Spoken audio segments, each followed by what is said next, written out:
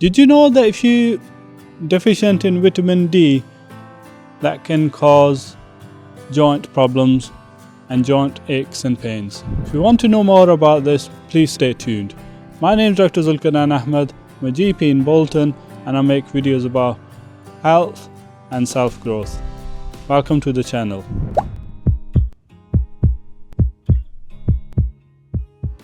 Vitamin D is an important and essential vitamin for our bodies.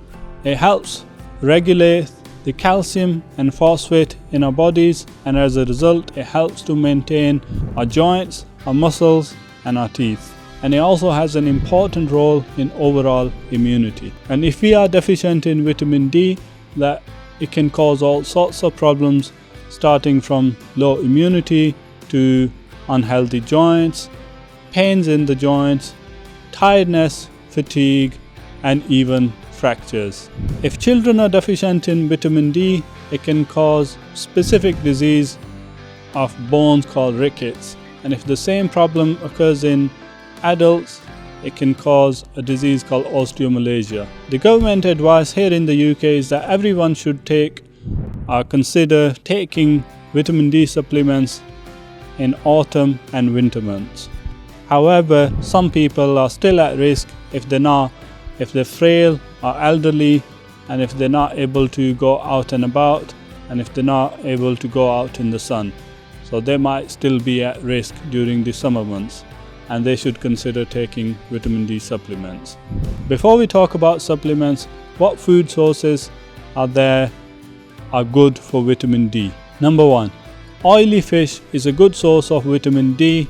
In addition to that, liver, red meat is also another good source of vitamin D. In addition to that, egg yolk and fortified cereals can be another good source of vitamin D as well. So we should consider them as well.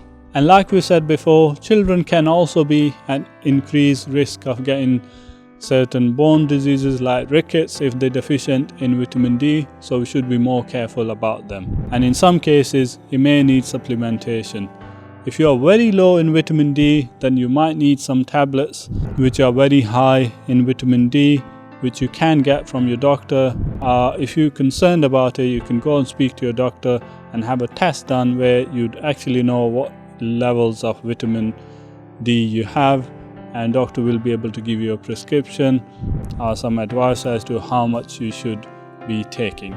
If you're very deficient in vitamin D, then you might need high doses. However, for most people, 400 to 800 international units are enough, and you should be taking that on a daily basis. However, like I said before, there's no alternative to a good food. If your diet is good, then you shouldn't be deficient in vitamin D. So that was all for vitamin D today. Hope you liked this video. If you want me to create more videos like this, please let me know in the comments below.